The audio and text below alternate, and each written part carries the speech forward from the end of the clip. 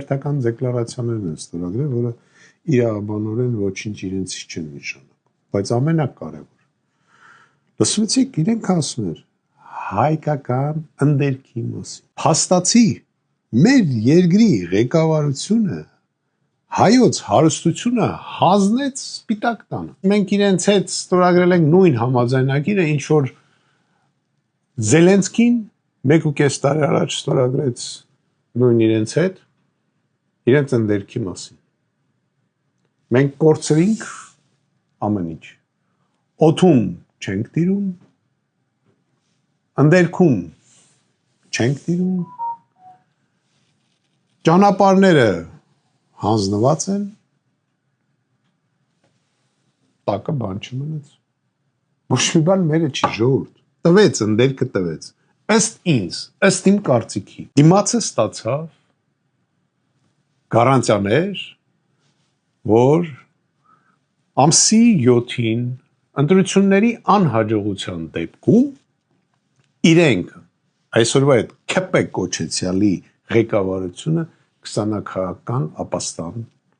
Ամերիկայի Միացյալ Նահանգներում։ Նորից ուզում եմ ասեմ այն նկարիչ քննիչներին եւ դատախազներին, այն չագուչով ուղակի խփող զակազներով դատավորներին։ Մտածեք ձեր մասին։ Իրենք թռնելու են, իրենք հասկանում են, որ հունիսի 7-ին իրենք պարտվելու են։ Նայեք ժողովրդին, դուք եք այդտեղ ապրում։ Նայեք, ձեր կողքը նայեք։ Այն տարի, որ իրան իրականում ընտրեցին 18 թվին,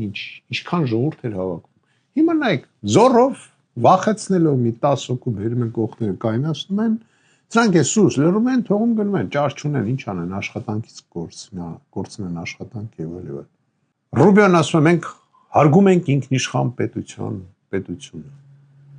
Բա որ հարգում եք Վենեսուելայի նախագահին խի գողացակ։ Բա որ հարգում եք Կուբան խեք ճնշում։ Բա որ հարգում եք Իրան խեք թիպներդ խոթե։ Ժորժ ջան, վտանգավոր խաղ է անում, վտանգավոր խաղ։ Այդ դեղին ժուրնալիստիկը վտանգավոր խաղ։ Այդ կզած մարդը։ Ամարտ ուզում ես կզես, գնա դու կզի։ Ինչքան ուզում ես կզի, ուզում ես մի տեղները պաչի։ Մեզանից յանտուր